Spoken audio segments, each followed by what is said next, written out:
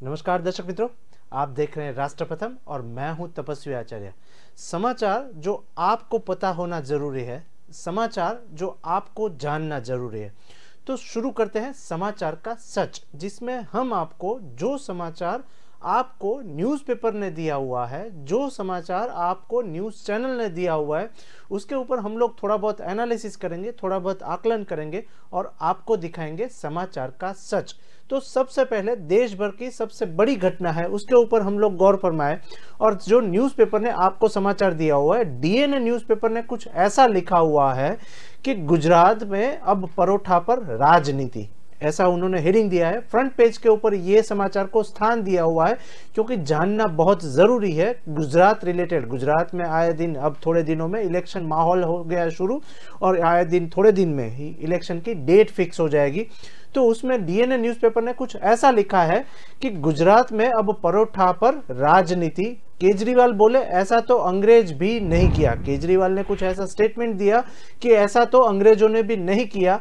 क्यों ऐसा बोले अरविंद केजरीवाल, उसके ऊपर हम लोग थोड़ा बहुत एनालिसिस करें तो डीएनए न्यूज़पेपर ने कुछ ऐसा लिखा हुआ है कि अरविंद केजरीवाल ने Gujarat appellate authority of advance ruling की ताज़ा फैसले पर एक प्रतिक्रिया व्यक्त की है, जिसने कुछ ऐसा लिखा हुआ है कि जिसने पैकेज परोठे पर 18% मीन्स 18% उनको जीएसटी पे रखा गया है। और दिल्ली के सीएम का कहना है कि मुद्रा फीसदी वहां पर सबसे बड़ी वजह उच्च जीएसटी है। वहां पर गुजरात में अभी जो माहौल चल रहा है या मंदी के माहौल में देश अभी जो जूझ रहा है, उसकी सबसे बड़ी जो वहां पर वजह है तो वो है जीएसटी का लादना है, ऐसा वहां पर अरविंद केजरीवाल का कहना है। और डीएनए ने ये न्यूज़ को फ्रंट पेज के ऊपर लिखा है। गुजरात विधानसभा चुनाव के लिए तारीखों का ऐलान अब कभी थोड़ी बहुत टाइम में भी हो सकता है। इसी बीच एक तरफ बीजेपी के सामने एक बार फिर सरकार ने बनाने की वहां पर चुनौती है। इसी बीच कांग्रेस और आप मीन्स आम आदमी पार्टी खुद को विकल्प के तौर पर वहां पर पेश कर रहे हैं। इसी बीच आम आदमी पार्टी लगातार बीजेपी के ऊपर और वहां पर गुजरात की सरकार के ऊपर नीतियों और उसके ऊपर आलोचना कर रहे हैं। अरविंद केजरीवाल और मनीष सिसोदिया कांस्टेंट गुजरात में आके वहां पर बीजेपी के ऊपर पलटवार कर रहे हैं, बीजेपी की आलोचना कर रहे हैं। इसी बीच आम आदमी पार्टी ने पराठे पर 18वीं सदी वहां पर जीएसटी का जिक्र करते हुए कहा कि मौजूदा सरकार व्यापारी का विरोधी है। और बीजेपी पर व्यंग करते हुए दिल्ली के मुख्यमंत्री अरविंद केजरीवाल ने बताया कि Gujarat appellate authority of advance ruling के वहां पर नवीनतम फैसले पर निशाना साधा हुआ है अरविंद केजरीवाल ने।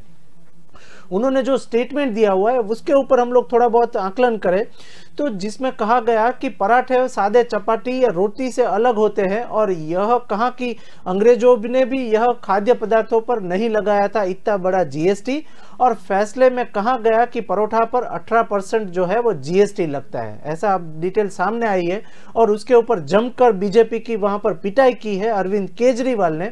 इसी बीच सितंबर में ताज़ा फैसला तब आया जब वहां पर खाद्य कंपनी ने पैकेज परोठे पर 18% जीएसटी के खिलाफ अपील की थी। डिटेल कुछ ऐसी सामने आई है कि डीएनए न्यूज़पेपर ने ऐसा लिखा कि इसी तरह के फैसले पर संबंधित राज्य के अधिकारियों द्वारा वहां पर परिता किया गया क्योंकि पराठे पर 18% जीएसटी का एक विवादास्पद मुद्दा बना हुआ है। 18% वहां पर जो पैकेट फूड है उसके ऊपर 18% जीएसटी लगाते हैं और इसके खिलाफ कई अपील भी की गई है, लेकिन ऐसा काम तो अंग्रेजों ने भी कभी नहीं किया था, ऐसा अरविंद केजरीवाल ने बीजेपी के ऊपर वार करते हुए बोला।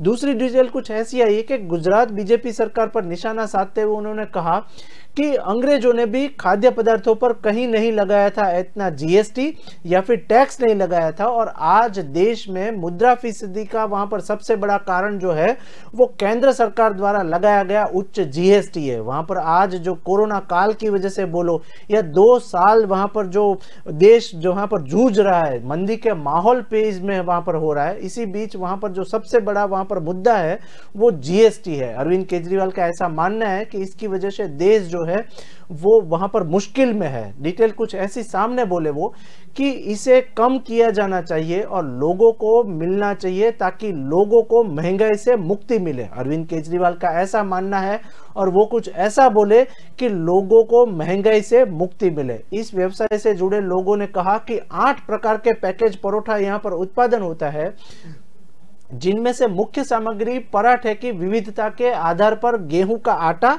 और मूली और आलू जैसी सब्जियां उसमें होती है। और अपीलकर्ता ने कहा कि पिज़्ज़ा ब्रेड वहां पर जो है वो टोस्टेड ब्रेड है उनके ऊपर 5% मीन्स 5% जीएसटी के तहत है, और रेडीमेड पराठे के ऊपर 18% जीएसटी लगाया गया है। तो केंद्र सरकार की ये नीति किस तरीके की है, और इसके ऊपर फिर से सोचना चाहिए केंद्र सरकार को, और गुजरात में भाजपा सरकार को भी इसके ऊपर सोचना चाहिए। ऐसा अरविंद केजरीवाल का सख्त तीखा वहां पर एक धमाकेदार भाषण हुआ है। और पिज़्ज़ा ब्रेड भी खाने के लिए तैयार नहीं है और आज पकाने की आवश्यकता है, इस तरीके से उन्होंने डिटेल दी। अब देखना यह रहेगा कि इसके ऊपर बीजेपी के आला कमान या वहां पर केंद्र में बैठी बीजेपी सरकार और गुजरात में भी भाजपा शासक वहां पर चल रहे हैं, तो वो क्या इसके ऊपर गौर फरमाते हैं और क्या नतीजे पर आती है। ये न्यूज़ के ऊपर हम लोग लगातार नजर रखेंगे। लेकिन अब बात करने हैं दूसरे न्यूज़ की तरफ। इसी बीच वहां पर गुजरात के आम आदमी पार्टी के एक नेता है गोपाल इटालिया, उसका भी एक सबसे बड़ा मुद्दा जो है वो 24 घंटे में सबसे बड़ा वायरल हुआ है। क्या बोल रहे हैं वहां पर बीजेपी के ऊपर जो गोपाल इटालिया बोले हुए हैं उसके ऊपर नजर करें तो गुजरात समाचार ने एक स्टेटमेंट लिखा हुआ है, वो लास्ट पेज के ऊपर दिया हुआ है। क्या लिखा हुआ है गुजरात समाचार के ने, तो वो हम लोग समझे तो बीजेपी ने वहां पर गोपाल इटालिया के पीएम मोदी को 100 साल की मां का मजाक उड़ाते हुए एक वीडियो ट्वीट किया हुआ है बीजेपी के आला कमान ने। और बीजेपी के नेता ने गोपाल इटालिया जो बोले थे नरेंद्र मोदी के माता के ऊपर जो स्टेटमेंट दिया था, वो जो वीडियो है वो बीजेपी के नेताओं ने वायरल किया हुआ है और ट्वीट भी किया हुआ है। डिटेल जो है वो समझे तो गुजरात में अभी इलेक्शन का माहौल चल रहा है और आम आदमी पार्टी जो है वो काफी सारी बीजेपी पे ऊपर भारी पड़ रही है। इसके मद्देनजर रखते हुए एक न्यूज़ जो गुजरात समाचार ने लिखा हुआ है, उन्होंने कुछ ऐसा लिखा कि आप गुजरात इकाई के प्रमुख गोपाल इटालिया मीन्स आम आदमी पार्टी के गोपाल इटालिया को गुरुवार को यानी कल दिल्ली पुलिस ने पीएम नरेंद्र मोदी के खिलाफ उनकी कथित नीच टिप्पणी के लिए राष्ट्रीय महिला आयोग के सामने पेश होने के बाद वहां पर 2.5 घंटे उनके सामने पूछताछ की और समय वहां पर हिरासत में रखा। इसी बीच भारतीय जनता पार्टी ने गुरुवार को गुजरात आप के अध्यक्ष वहां पर गुजरात में आम आदमी पार्टी के वो गोपाल इटालिया अध्यक्ष है, एक नया वीडियो जारी किया जिसमें उन्होंने कथित तौर पर प्रधानमंत्री नरेंद्र मोदी की माता का एक मजाक उड़ाता हुआ वीडियो वायरल किया। और इसी बीच जिसे आगे भगवा पार्टी के राष्ट्रीय नेताओं द्वारा वहां पर रीट्वीट किया गया, जिसमें वहां पर जो डिटेल सामने आई है जिसमें आप नेता को पीएम मोदी के खिलाफ नीच टिप्पणी का एक उपयोग करते हुए और साथ ही में प्रधान सेवक मंत्री की 100 वर्षीय मां का नाटक करने का एक आरोप लगाया। उन्होंने कुछ गोपाल इटालिया ऐसा बोले कि प्रधान सेवक नरेंद्र मोदी की मां जो है वो भी इसमें नाटक कर रही है। डिटेल कुछ ऐसी सामने आई और ऐसा वीडियो भी कांस्टेंट सोशल मीडिया पे वायरल हुआ। उन्होंने कहा कि आप नीच व्यक्ति के नरेंद्र मोदी से अपनी जनसभा के खर्च का खुलासा करने के लिए क्यों नहीं कह रहे हैं, ऐसा नरेंद्र मोदी को नीच बोला। और इसी बीच वहीं उनकी मां हीराबा भी ड्रामा कर रही है, ऐसा गोपाल इटालिया का वीडियो सामने आया हुआ है। और मोदी 70 साल के करीब है जबकि हीराबा जल्द ही 100 साल के हो जाएंगे, उस तरीके से जो पुराना वीडियो बनाया था वो बीजेपी ने यहाँ पर वायरल किया हुआ है। फिर भी इन दोनों ने अपना ड्रामा जारी रखा हुआ है। नरेंद्र मोदी 70 साल के हैं और उनकी मां जो है वो 100 साल की है, फिर भी वो लोग ड्रामा कर रहे हैं, ऐसा गोपाल इटालिया ने वीडियो में बोला था। डिटेल कुछ ऐसी सामने आई है और ये जो वीडियो वायरल हुआ है इसमें इटालिया को वीडियो में कहते सुना जा सकता है कि जो पुराना प्रतीत होता है, ये जो वीडियो है वो पुराना है। गुजरात समाचार ऐसा लिख रहा है कि ये जो वीडियो है वो अभी वायरल हुआ है, लेकिन ये जो वीडियो गोपाल इटालिया ने बनाया वो पुराना है। केंद्रीय मंत्री और भाजपा के वरिष्ठ नेता स्मृति ईरानी ने इटालिया को वहां पर लताड़ा और उन्हें पीएम ने वहां पर मोदी के 100 साल की मां का मजाक उड़ाने के लिए गटर माउथ मीन्स वहां पर गटर माउथ उनको बताया कि कुछ भी बोलने वाला ये नेता है, ऐसा वहां पर स्मृति ईरानी ने बुलाया। इस वीडियो को सबसे पहले गुजरात बीजेपी के मीडिया संयोजक यज्ञेश दवे ने अहमदाबाद में ट्वीट किया था। तो इसके ऊपर देखा जाए तो काफी पुराना वीडियो है। अब देखना यह है कि इसकी प्रतिक्रिया आम आदमी पार्टी के नेता क्या करते हैं। ये न्यूज के ऊपर भी हम लोग लगातार नजर रखेंगे। अब बात करते हैं तीसरे न्यूज़ की तरफ। तीसरी जो सबसे बड़ी न्यूज़ वायरल हुई है, विविध सोशल मीडिया पे एक न्यूज़ वायरल हुई है, उसके ऊपर हम लोग जाए तो अब बात करते हैं तीसरे न्यूज़ की तरफ। इसी बीच इलेक्शन का माहौल चल रहा है, विविध स्टेट में इलेक्शन जो है वो नज़रअंदाज करने जैसी बात नहीं है और इलेक्शन कभी भी डिक्लेयर हो सकता है।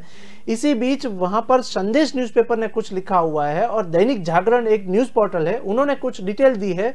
वो डिटेल दी है हिमाचल प्रदेश और गुजरात विधानसभा चुनाव की।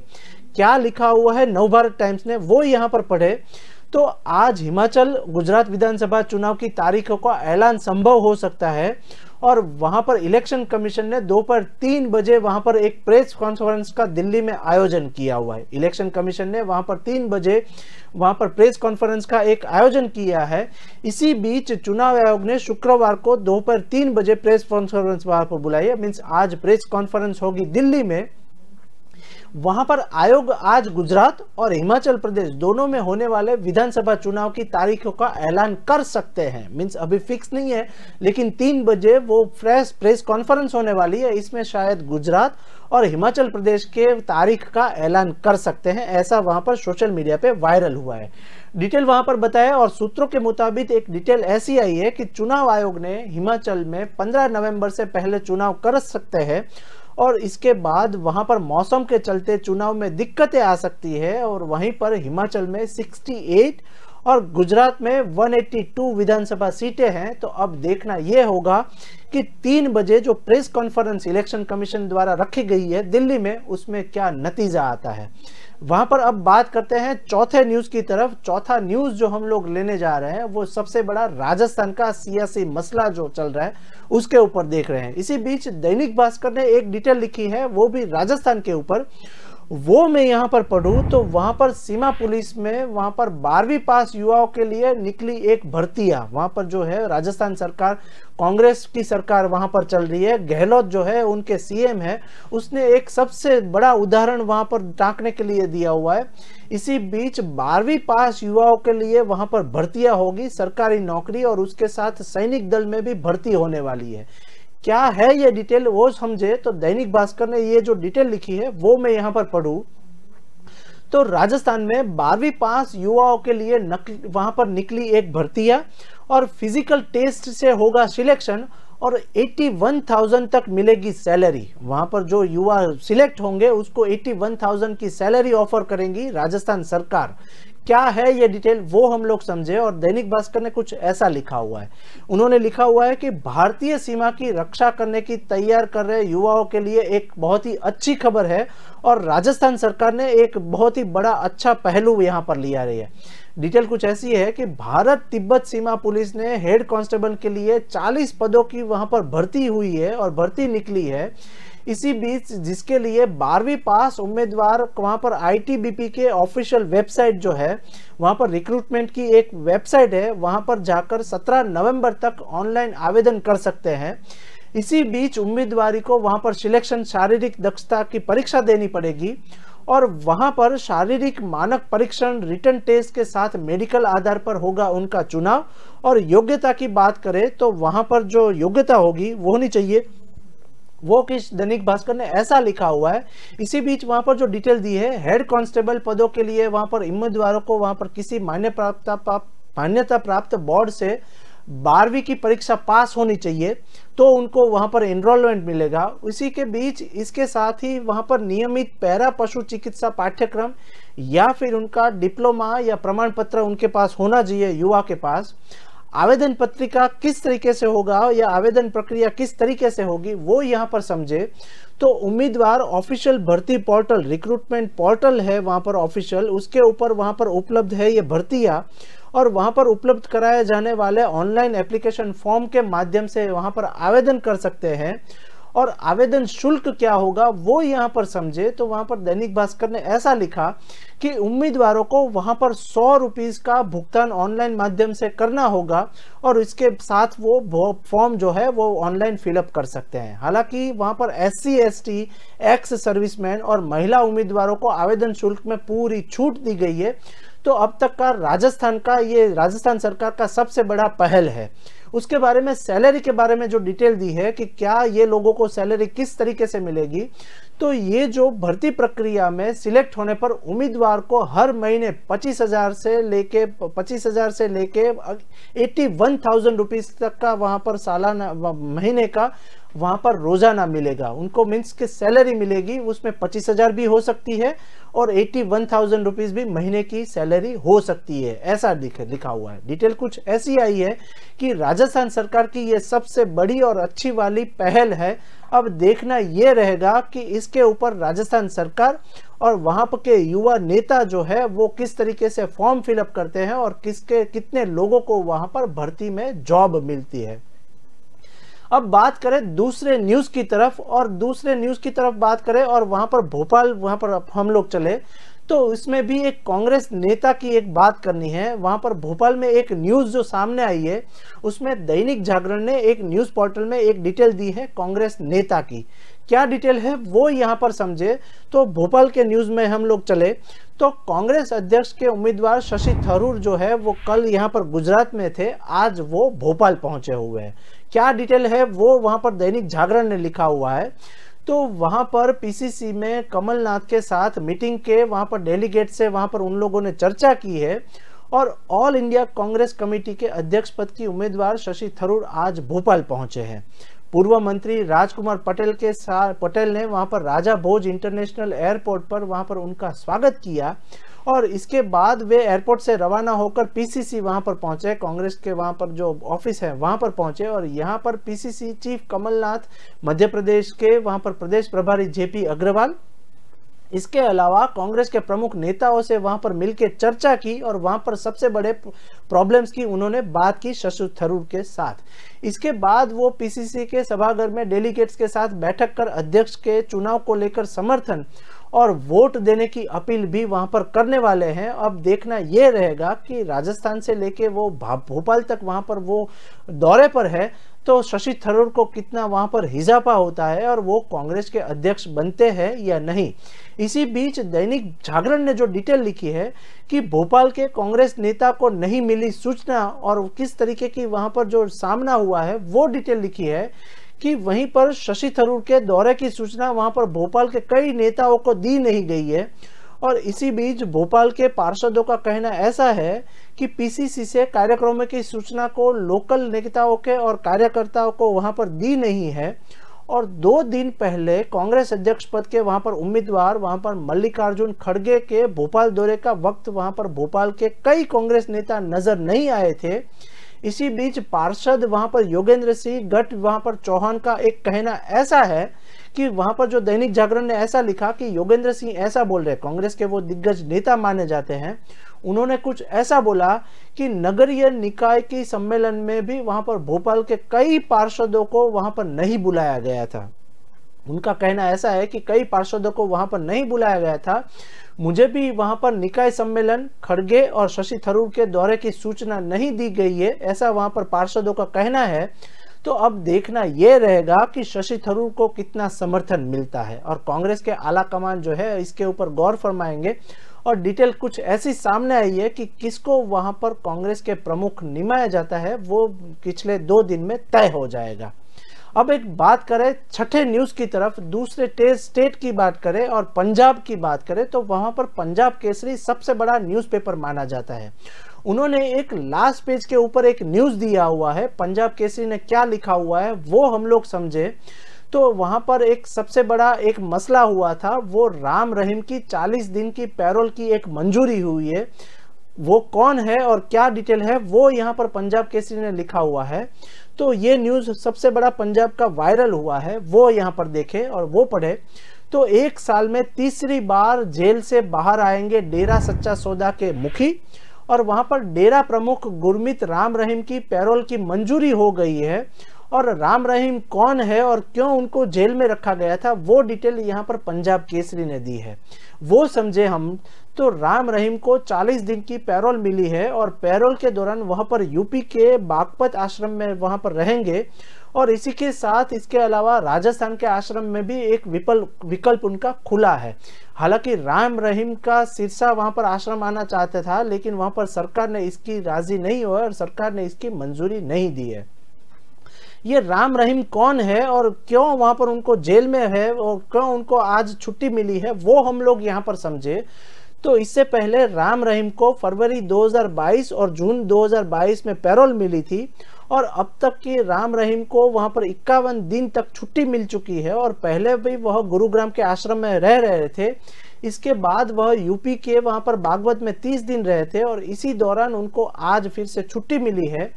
तो वहां पर सुनारिया जेल में बंद है राम रहीम और 2017 से साध्वी की यौन शोषण मामले में उनका एक केस चल रहा है, उसके मुताबिक वो जेल में है। डिटेल कुछ ऐसी है कि वहां पर प्रमुख सजा अभी काट रहे हैं और उसे पत्रकार वहां पर छत्रपति और रणजीत सिंह हत्याकांड में भी उसकी सजा जो है उसको हो चुकी है, इसकी वजह से वो जेल में है। राम रहीम को इसी साल पंजाब चुनाव से ठीक पहले 7 फरवरी को 21 दिन की वहां पर फरलो मिली थी और इसी दौरान वहां पर पूरी पटकथा लिखी गई थी और वहां पर इसके बाद 27 जून को राम रहीम 30 दिन की पैरोल मिली थी और वह यूपी की बागपत आश्रम में वहां पर रुके थे। अब देखना ये रहेगा कि ये एक सियासी मसला पंजाब के लिए खड़ा हो सकता है।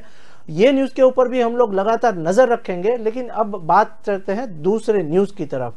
एक बात करें अर्थव्यवस्था की, एक आईएमएफ की बात करनी है क्योंकि प्रधान सेवक नरेंद्र मोदी ने एक स्टेटमेंट दिया हुआ है और वो भी भारत के ऊपर, क्योंकि भारत की अर्थव्यवस्था अभी काफी कुछ चुनौती पर है। वहां पर जो कोरोना काल चल रहा है तो पिछले 2 साल से भारत की अर्थव्यवस्था जो है वो कुछ गड़बड़ी सी चल रही है। इसी बीच प्रधान सेवक नरेंद्र मोदी ने एक स्टेटमेंट दिया है, उसके बारे में बात करें तो वहां पर टाइम्स नाउ ने एक स्टेटमेंट लिखा हुआ है। इसमें जो लिखा हुआ है वो यहाँ पर हम लोग समझे तो अंधेरे में भी चमक रही है भारत की अर्थव्यवस्था, ऐसा उन लोगों ने हेडिंग दिया हुआ है। इसी बीच आईएमएफ भी हुआ मोदी सरकार के स्ट्रक्चर रिफॉर्म का एक मुरीद और क्या डिटेल है वो यहाँ पर समझे तो टाइम्स नाउ ने कुछ ऐसा लिखा है कि आईएमएफ की एमडी वहां पर जो है मुताबिक उसका एक स्टेटमेंट सामने आया हुआ है कि भारत मजबूत स्थिति के साथ G20 देशों का नेतृत्व करने के लिए तैयार है और अगले साल G20 अध्यक्ष के रूप में वह दुनिया पर अपनी छाप छोड़ेगा भारत। डिटेल कुछ ऐसी सामने लिखी है कि भारत 1 दिसंबर 2022 से 1 वर्ष के लिए वहां पर G20 की अध्यक्षता करेगा और इसी दौरान भारत द्वारा देश भर में G20 की वहां पर 200 से अधिक बैठकों का मेजबानी करने की एक शायद उम्मीद जताई जा रही है। इसी बीच दुनिया भर में मंदी की एक चिंताएं भी बढ़ी है क्योंकि भारत जो है वो मंदी के माहौल में चल रहा है। पिछले 2 साल से कोरोना की वजह से आर्थिक व्यवस्था जो है वो काफी कुछ गड़बड़ गई है और इसी बीच सभी देश का इससे परेशान भी है। इसी में सबसे जो वहां पर प्रॉब्लम हुआ है वो भारत में हुआ है। इसी बीच अंतरराष्ट्रीय मुद्रा कोष मींस के आईएमएफ की प्रबंध निर्देशक वहां पर क्रिस्टालिन जॉर्जिवा ने कहा कि भारतीय अर्थव्यवस्था को आने वाले वर्षों में दुनिया पर अपनी एक छाप छोड़ेगा और आईएमएफ की प्रबंध निर्देशक के मुताबिक वहां पर भारत ताकत के साथ उसकी स्थिति से G20 देश का एक नेतृत्व करने के लिए अभी रेडी है और इसी बीच और आने वाले वर्षों में वहां पर दुनिया पर अपनी एक छाप भी छोड़ेगा। वह अमेरिका में अंतर्राष्ट्रीय मुद्रा कोष विश्व बैंक की वार्षिक बैठक के मौके पर बोल रही थी और इस तरीके से वहां पर टाइम्स नाउ ने ऐसा लिखा कि आखिर ऐसा क्या है कि मंदी की आहट के बीच भी भारतीय अर्थव्यवस्था की तारीफ हो रही है। वहां पर डिटेल सबसे समाचार समझने जैसा है कि आखिर ऐसा भारत में क्या है और या फिर भारत के लोगों के पास क्या है कि इतनी बड़ी मंदी चल रही है कि मंदी की आहट के बीच भी भारतीय अर्थव्यवस्था की तारीफ हो रही है। वो यहाँ पर हम लोग समझे तो क्या आप जानते हैं कि सरकार के स्ट्रक्चरल रिफॉर्म के बारे में जिसकी वर्ल्ड बैंक के बाद अब आईएमएफ ने भी वहां पर तारीफ की है और न्यूज़ पोर्टल ऐसा कुछ लिख रहे हैं कि आपको बता दे कि इस तरीके से भारत की वहां पर तारीफ हुई है। अब देखना यह रहेगा कि केंद्र में बैठी भाजपा सरकार या फिर प्रधान सेवक इसके ऊपर क्या टिप्पणी करते हैं और क्या नीति विषयक मामले में जन संबोधन करते हैं। अब एक बात करें दूसरे न्यूज की तरफ और वहां पर जियो और एयरटेल की बात करनी है तो ये जो है वो 12 घंटे की सबसे बड़ी न्यूज मानी जाती है। तो नवभारत टाइम्स ने एक डिटेल सामने लिखी है वो यहाँ पर हम लोग समझे तो सबसे बड़ा जो प्रॉब्लम एक होने वाला है वो यहाँ पर लिखा हुआ है जियो और एयरटेल के बारे में न्यूज आया हुआ है। इसमें जो नवभारत टाइम्स ने कुछ ऐसा लिखा हुआ है कि जियो और एयरटेल की बड़ी मुसीबत, और क्यों ऐसा लिखा वो हम लोग यहाँ पर समझे तो इन 6 शहरों में होगा अदानी 5G एक नेटवर्क खुला छोड़ेगा और वो अदानी नेटवर्क द्वारा शुरू होगा। इसी बीच एक वहाँ पर ललन टॉप स्पीड की एक न्यूज़ मिली है, तो डिटेल कुछ ऐसी है कि अदानी 5G नेटवर्क लॉन्च करने वाला है और उसमें जो 5G की स्पीड जो है वो काफ़ी सारी मिलने वाली है। अडानी नेटवर्क को वहां पर टेलीकॉम कंपनी का एक लाइसेंस हासिल हो गया है। ऐसे में अदानी समूह के पास देश में 5G नेटवर्क रोल आउट करने की क्षमता हासिल हो गई है। वहां पर टेलीकॉम कंपनी एयरटेल और जियो और वोडाफोन आइडिया को अडानी डेटा नेटवर्क की तरफ से जोरदार टक्कर मिल सकती है, ऐसे एक समाचार लिखा हुआ है नवभारत टाइम्स ने। इसी बीच जहां पहले तक अडानी नेटवर्क के प्राइवेट टेलीकॉम सेक्टर में नहीं उतरने की एक खबर थी, वहीं पर वहां पर लेकिन अब जो है वो अडानी डेटा नेटवर्क को टेलीकॉम सर्विस का एक लाइसेंस ऑफर कर दिया गया है। वहीं पर इसी तरह का लाइसेंस जियो, एयरटेल और साथ ही वोडाफोन आइडिया के सीधा ही BSNL को वहां पर हासिल है। और इस लाइसेंस के बाद अडानी डेटा नेटवर्क भारत में 5G नेटवर्क उपलब्ध करा सकती है, ऐसा सबसे बड़ा न्यूज़ जो है वो नेशनल न्यूज़ चैनल पे वायरल हो रहा है।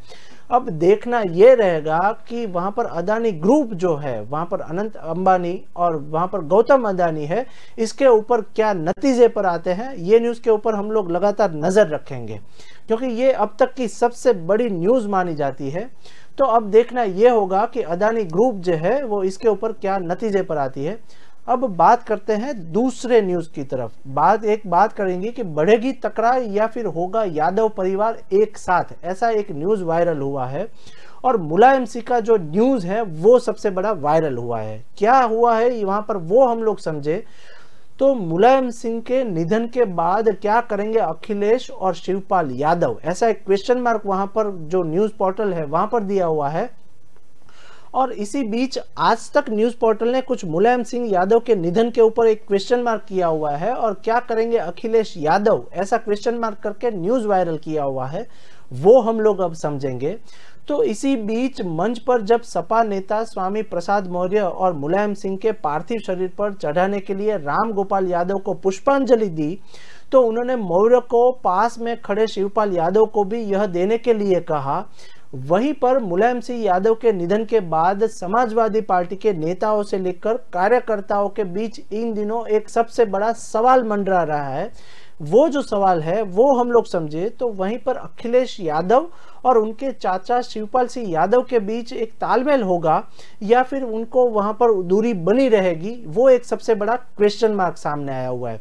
लोगों को संबंध खराब होने का संदेह इसलिए है क्योंकि परिवार के मुखिया अब वहां पर नहीं रहे हैं। अखिलेश यादव जो है वो कुछ ऐसा बता रहे हैं क्योंकि मुलायम सिंह की वहां पर हालत बिगड़ने पर अखिलेश और शिवपाल दोनों को कई मौके पर वहां पर एक साथ देखा गया था।